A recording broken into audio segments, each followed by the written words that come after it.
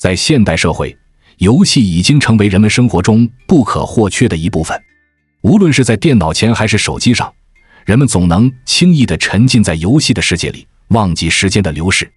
这种高度专注、忘我投入的状态，正是心理学家米哈里·契克森米哈赖所定义的心流状态。心流是一种将个人的注意力完全投入到某项活动中的状态，在这种状态下，人们会感到活动过程中充满愉悦感，甚至忘记了时间的存在。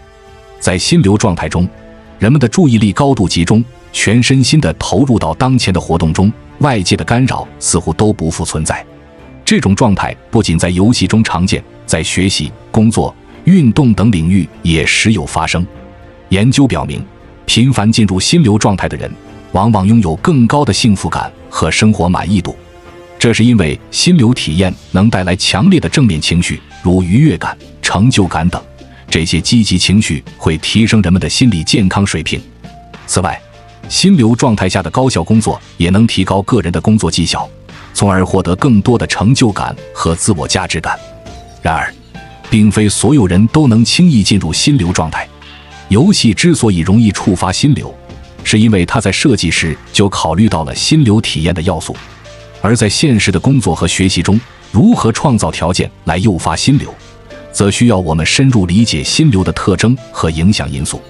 这个视频将从任务挑战、目标设置、反馈机制等方面剖析游戏设计中的心流触发法则，并探讨如何将这些法则应用到现实情境中，以帮助人们在工作和学习中获得心流体验，提升幸福感和工作效率，实现自我价值。让我们一起走进心流的世界，探索这一神奇的心理状态，为生活和工作注入更多的活力与热情。1、任务挑战与技能平衡。在游戏设计中，为了让玩家持续地获得心流体验，关卡的难度设置至关重要。游戏开发者通常会采用排位机制，根据玩家的技能水平来匹配对手或关卡，以实现挑战难度与玩家能力的动态平衡。当一个任务的挑战难度远超玩家的技能水平时，玩家会感到巨大的压力和挫败感，难以进入心流状态。他们可能会因为频繁失败而产生沮丧情绪，甚至选择放弃游戏。相反，当任务难度过低时，玩家则会感到乏味和无聊，游戏体验大打折扣，同样无法引发心流。只有当任务难度与玩家技能相匹配时，玩家才能全身心地投入游戏，并在挑战中不断获得成就感和满足感。这种挑战与技能的平衡正是触发心流的关键。优秀的游戏设计会根据玩家的表现来动态调整任务难度，让玩家始终处于心流区。在现实的工作和学习中，我们也可以借鉴游戏的任务设计原则，为自己设置合适的挑战。首先，要客观评估自己的技能水平，选择与之匹配的任务难度。一个过于简单的任务无法激发我们的兴趣和斗志，而一个过于困难的任务则可能让我们感到气馁和无力。在我们进一步探索之前，别忘了关注才知道并点击小铃铛。我们将继续揭示更多关于金钱的真相，祝你迅速实现财务自由。其次，随着我们能力的提升，任务难度也要随之增加。就像游戏中玩家升级后会解锁新的关卡一样，我们也要不断给自己设置新的挑战，以维持心流体验。一成不变的任务只会让我们逐渐失去动力和热情。最后，我们要学会在舒适区和恐慌区的边缘探索，在挑战与能力的拉锯中寻找平衡。一味地待在舒适区，我们将失去成长的机会，而长期在恐慌区挣扎，则可能带来过大的压力和挫败感。只有在二者之间的心流区，我们才能体验到全神贯注、忘我投入的快感。为了更直观地理解心流状态，我们可以参考契克森米哈赖提出的心流模型。这个模型用挑战难度和个人技能2个维度，划分出8个不同的心理状态区域，包括焦虑、无聊、放松等。其中，当挑战难度和个人技能达到较高水平，且二者相当时，个体就会进入心流区。在这个区域，人们会全身心地投入活动，感到活动本身带来的愉悦，从而忘记时间的流逝。这就是我们追寻的最佳状态。但在现实中，我们很难一下子就进入心流区，更多的时候，我们可能会在其他区域徘徊。这时，我们就需要主动调整任务难度或提升自身技能，让自己朝心流区靠拢。比如，当我们感到任务过于简单时，可以为自己添加一些额外的挑战，或尝试用新的方法来完成任务。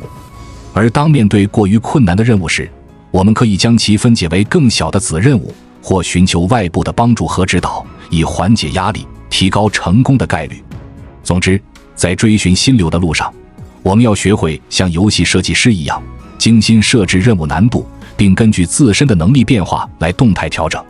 只有不断地在挑战与技能之间寻找平衡，我们才能更频繁地触发心流，在工作和学习中获得更多的愉悦感和成就感。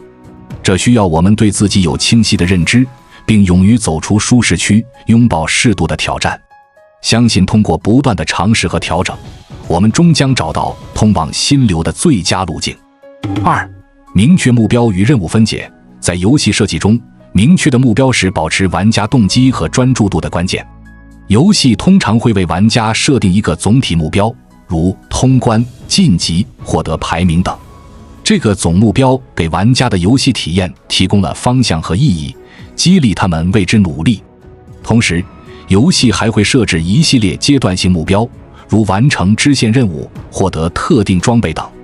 这些阶段性目标像是通往总目标的里程碑，给玩家提供了短期可达的成就感。每完成一个阶段性目标，玩家都会感到自己离总目标更近了一步，从而更有动力继续游戏。可见，清晰具体的目标对于维持专注和动机至关重要。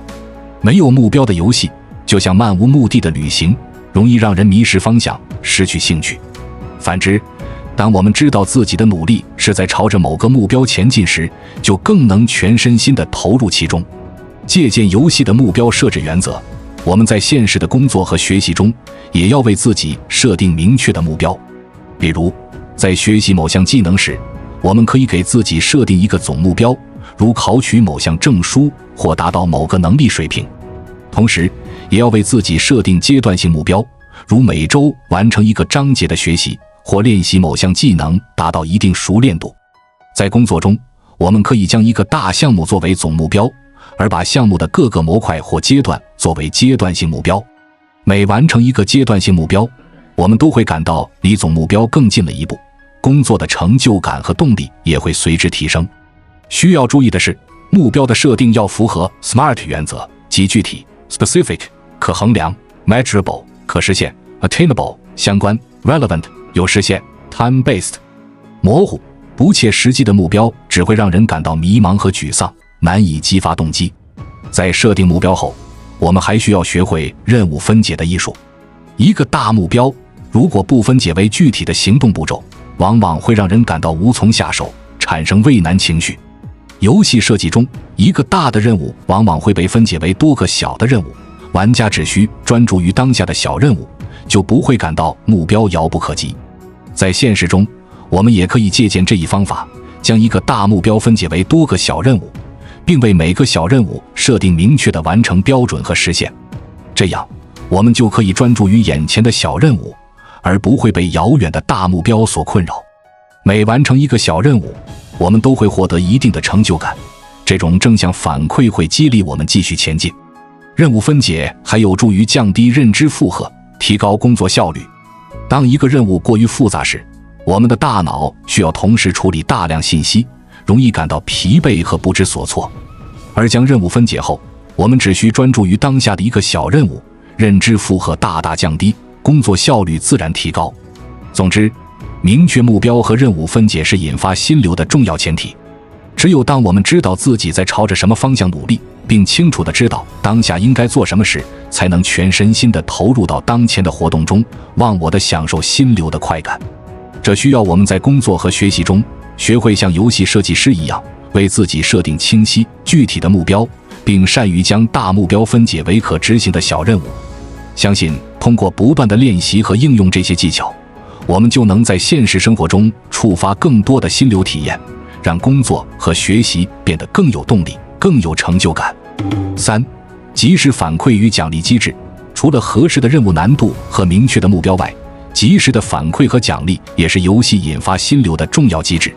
在游戏中，玩家的每一个行动都会得到及时的反馈，如角色的血量变化、经验值增加、任务进度更新等。这种实时反馈让玩家对自己的表现有清晰的认知，知道自己离目标还有多远，需要做什么来改进。同时，游戏还会在玩家达成某个里程碑时，给予他们相应的奖励，如解锁新的装备、获得稀有道具、晋升称号等。这些奖励不仅提供了及时的正向反馈，也让玩家感受到自己的努力是值得的，从而愿意为下一个目标继续付出。反馈和奖励的作用，本质上是强化玩家的内在动机。当我们的行为得到积极的反馈和奖励时，大脑中的奖赏回路就会被激活，多巴胺水平上升，让我们感到愉悦和满足。这种正面情绪会驱使我们再次进行这个行为，形成一个正向循环。久而久之，我们就会将这个行为内化为自己的内在动机，不再需要外部的奖励，也能从中获得快感。在现实的工作和学习中，及时的反馈和奖励同样重要。然而，与游戏不同的是，现实任务的反馈往往没有那么及时和明确。我们需要主动去寻求反馈，并建立自己的反馈机制。在学习中，我们可以通过定期的复盘和测试来评估自己的学习效果，了解自己的进步和不足。例如，每完成一个章节的学习，就对知识点进行一次梳理和小测，及时发现问题并加以改进。在工作中，我们需要主动与上级和同事沟通，了解自己的工作进展和表现评价。定期向上级汇报工作，询问改进意见，能帮助我们及时调整工作方式，提高工作质量。除了外部反馈，自我反馈也很重要。我们可以养成每日总结、每周回顾的习惯，反思自己的表现，总结经验教训，为下一步的行动提供指引。这种自我反馈不仅能提高我们的自我认知，也能增强我们的自我管理能力。在追求心流的路上，适当的奖励可以提供强大的动机支持，但与游戏不同的是，现实中的奖励需要我们自己来设计和实施。奖励可以是物质的，如给自己买一件喜欢的衣服，品尝一顿美食，或来一场说走就走的旅行。这些物质奖励能给我们带来及时的愉悦感，是对自己努力的肯定和犒赏。奖励也可以是精神的，如给自己一个休息的时间，做一件自己喜欢的事情，或给自己一个大大的拥抱。这些精神奖励能满足我们的情感需求，让我们感受到自我价值和意义。需要注意的是，奖励要适度，过度的奖励反而会适得其反。当我们将注意力过多地放在奖励本身时，就可能削弱了对活动本身的兴趣，降低了内在动机。适度的奖励应该是对付出努力的肯定，而不是努力的全部目的。总之，及时反馈和适度奖励是维持心流体验的重要手段。它们能提供成就感，强化内在动机，让我们愿意为挑战的目标持续付出。在现实生活中建立自己的反馈和奖励机制，需要我们用心观察自己的行为模式，不断尝试和调整，找到最适合自己的方式。这是一个需要时间和耐心的过程，但一旦建立起来，就能为我们的心流体验提供源源不断的动力，让我们在工作和学习的道路上走得更远，爬得更高。4. 排除干扰，营造专注环境。在追求心流的过程中，我们常常会遇到各种干扰，这些干扰会分散我们的注意力，让我们难以全身心地投入到当前的任务中。干扰主要分为外部干扰和内部干扰两类。外部干扰通常来自环境，如噪音、闲聊、通知提醒等。这些外界的刺激会不断吸引我们的注意力，让我们的思绪不断地从手头的任务上跑开。即使我们能及时意识到，将注意力拉回来，这个过程本身也会消耗我们宝贵的认知资源，降低我们的工作效率。内部干扰则来自我们自身，如杂念、情绪波动、疲劳等。当我们的大脑被各种与任务无关的想法所占据时，就很难全心全意地投入到当前的活动中。负面情绪如焦虑、沮丧等，也会影响我们的注意力和动机，让我们难以进入最佳的状态。此外，长时间的工作会让大脑感到疲劳，注意力难以长时间集中。无论是外部干扰还是内部干扰，都会分散我们的注意力，打断我们的工作流，让我们难以进入和维持心流状态。因此，学会排除干扰，营造专注的环境，是体验心流的重要前提。要排除干扰，营造专注的环境，我们需要从物理、数字、社交3个维度入手。在物理环境方面，我们要尽量选择安静、整洁、舒适的工作场所。嘈杂的环境会让我们的注意力不断被外界的声音所吸引，而杂乱的环境则会给我们的大脑制造视觉噪音，让我们感到心烦意乱。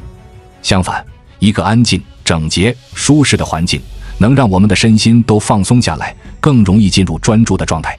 在数字环境方面，我们要学会管理自己的数字设备和应用程序，关闭不必要的通知，屏蔽与任务无关的信息，能最小化数字干扰。我们还可以使用一些专注类的应用，如屏蔽社交媒体、网站的应用，来帮助我们创造一个专注的数字环境。在社交环境方面，我们需要学会向他人表达我们的专注需求，争取他们的理解和支持。比如，在工作时，我们可以告知同事我们需要一段专注的时间，请他们尽量不要打扰。在家中，我们也可以与家人沟通，约定一些专注的时间段，减少不必要的打扰。除了营造外部环境，提高专注力本身也需要训练。就像肌肉一样，专注力也是可以通过刻意练习来提升的。冥想是提高专注力的一个有效方法。冥想训练我们观察自己的思绪，而不随其起伏。定期的冥想练习能帮助我们提高对注意力的控制能力，减少杂念的干扰。番茄工作法也是一种专注力训练的方法。这个方法要求我们将工作时间分为25分钟的番茄钟，在这25分钟内，我们要全神贯注地工作，不允许做任何与工作无关的事情。25分钟后，我们可以休息5分钟，然后开始下一个番茄钟。这种工作方式能帮助我们养成专注的习惯，提高工作效率。时间块管理则是在更宏观的层面上对专注时间进行管理。我们可以在日程表上为重要的任务预留大块的专注时间，确保这些时间不会被琐事所侵占。在这些预留的专注时间内，我们要尽量排除一切干扰，全身心地投入到任务中。5. 仪式感的建立与维持。在进入心流状态的过程中，建立一种仪式感也是一个非常有效的方法。仪式感就是为某个活动设立一个固定的、有象征意义的开始和结束，以标志专注状态的进入和退出。仪式感的作用首先在于，它能帮助我们的大脑快速进入专注的状态。当我们重复某个仪式多次后，大脑就会将这个仪式与专注状态建立起联系。下一次在进行这个仪式时，大脑就会自动切换到专注的模式，减少进入状态的时间成本。其次，仪式感能营造一种心理暗示，增强我们专注的决心。当我们庄重地进行一个仪式时，就是在向自己的潜意识传递一个信号，接下来要做的事情是重要和严肃的，需要我们全身心的投入。这种心理暗示能调动我们的注意力和意志力，让我们更容易进入并维持专注状态。每个人的仪式可以是不同的，关键是要找到适合自己的、能引发专注状态的仪式。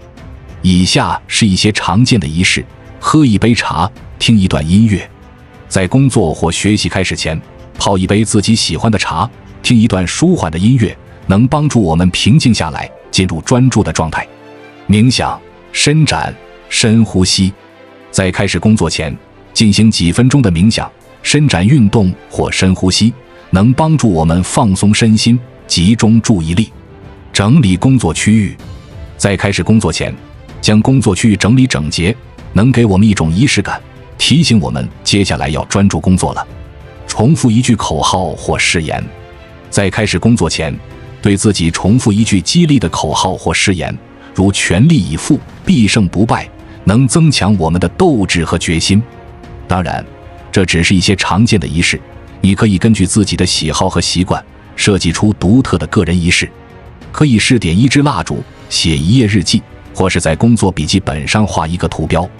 最重要的是，这个仪式要能引发你的专注状态，而且是你乐于坚持的。在设计和执行仪式时，有几点需要注意。首先，仪式不宜过长，以免耗费过多的时间和精力。仪式的目的是帮助我们快速进入专注状态，而不是成为专注的障碍。一个简洁而有意义的仪式，通常比一个长而复杂的仪式更有效。其次，仪式要与专注任务绑定，不要混用。如果我们将一个仪式用于多个不同的任务，如工作、学习、娱乐等，就会削弱这个仪式的专注效果。理想的状态是，一个仪式专属于一类专注任务，如写作、编程、运动等。最后，要保持仪式的稳定性，形成条件反射。仪式的效果来自于重负，来自于大脑对仪式与专注状态的关联。因此，我们要尽量保持仪式的一致性，在相同的环境下，以相同的方式进行相同的仪式。久而久之，这个仪式就会成为一个开关，一个触发专注状态的信号。总之，仪式感是进入心流状态的一个有力工具。通过设计和执行个人仪式，我们能更快地进入专注状态，更好地维持专注的意志。建立仪式感需要我们根据自己的特点，设计出独特而有意义的仪式，并在实践中不断优化和强化。相信通过仪式感的力量，我们就能在工作和学习中更频繁地触发心流，获得更多的成就感和幸福感。6. 发自内心的喜欢。在追寻心流的路上，发自内心的喜欢是最重要的动力源泉。当我们对一件事情有着强烈的兴趣时，就会自然而然地投入时间和精力，不会感到枯燥或乏味。这种源于内心的驱动力，远比外界的压力或奖赏更加持久和有效。真正的兴趣是我们内心深处的声音，是我们天生的好奇心和探索欲。它不是来自父母的期望，不是来自社会的压力，而是来自我们自身对世界的渴望和热爱。当我们遵循内心的兴趣时，我们就能找到属于自己的人生方向，活出最真实的自我。兴趣不仅能带来持久的动力，还能激发我们强烈的学习欲望。当我们对一个主题感兴趣时，我们会主动去搜寻相关的信息，去实践和探索，去与他人交流和分享。这种自主学习的过程远比被动接受知识更加高效和深刻。正如爱因斯坦所说，兴趣是最好的老师，它能点燃我们内在的求知火焰，照亮我们前进的道路。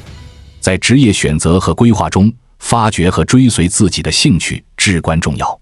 我们的工作占据了生活的大部分时间，如果我们从事的是自己不感兴趣的工作，那么我们就很难在工作中找到心流和幸福感。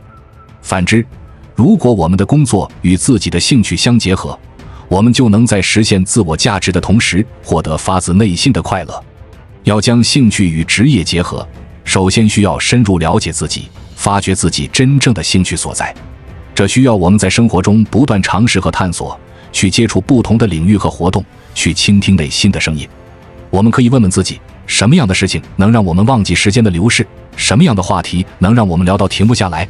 什么样的梦想能让我们热血沸腾？答案就藏在这些问题之中。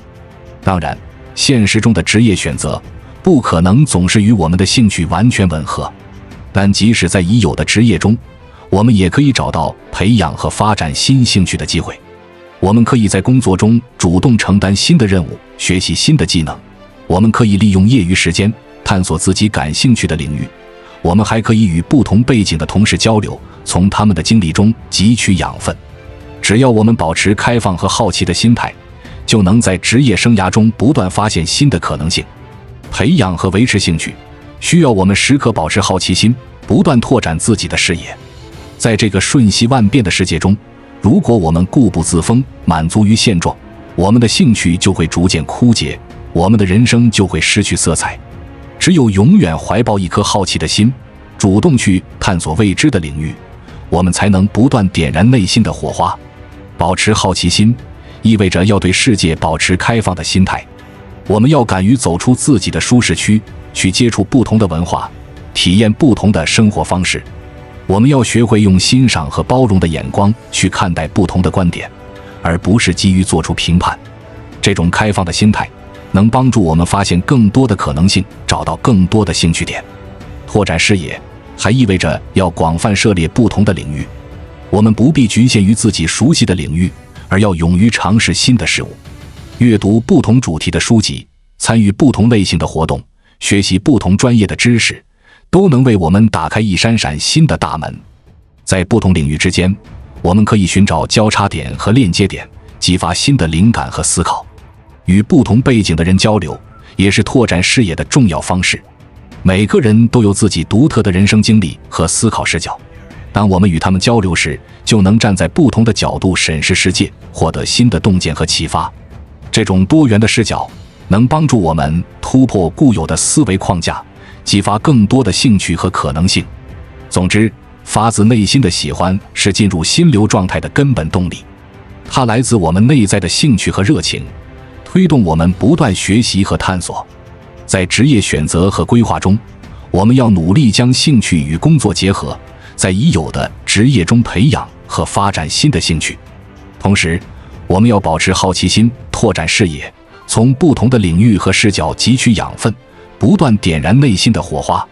相信只要我们始终遵循内心的声音，追随真正的兴趣，我们就能在人生的道路上频繁地触发心流，活出最精彩的自我。在这个视频中，我们深入探讨了触发心流的6大要素：任务挑战与技能平衡，明确目标与任务分解，及时反馈与奖励机制，排除干扰与营造专注环境，仪式感的建立与维持，以及发自内心的喜欢。这6大要素构成了进入心流状态的关键法则，帮助我们在工作、学习和生活中获得最佳的体验。然而，心流不仅仅是一种技巧或方法，更是一种生活的态度和追求。它代表着我们对卓越的渴望，对自我实现的追寻。在追寻心流的路上，我们不仅要掌握这些触发心流的要素，更要培养一种积极进取、勇于探索的精神。这意味着我们要敢于走出舒适区，去挑战自己的极限，要敢于设定高远的目标，并为之不懈努力，要敢于面对困难和挫折，将其视为成长的机会，要敢于打破常规，用创新的思维解决问题，更要敢于倾听内心的声音，追随真正的兴趣和热情。在这个过程中，我们难免会遇到困惑和迷茫，会感到疲惫和沮丧。但只要我们怀抱一颗好奇和谦逊的心，持续学习和探索，就一定能在追寻心流的路上越走越远，越走越高。正如尼采所说，凡不能杀死我的，最终都将使我更强大。每一次攀登，每一次突破，都将是我们生命中的一次蜕变和升华。让我们携手并肩，在追寻心流的路上砥砺前行，用专注和投入去感受当下的美好，用好奇和开放去拥抱未知的可能，用勇气和坚韧去创造更美好的未来。相信在这条道路上，我们不仅能频繁地触发心流，更能收获一份宁静与自在，一份从容与豁达。愿我们都能在心流中找到生命的意义和价值。愿我们都能在追寻卓越的路上成为更好的自己。让心流成为我们生活的常态，让生命在不断的进取中熠熠生辉。关注我，我是才知道，带你解锁更多金钱的真相。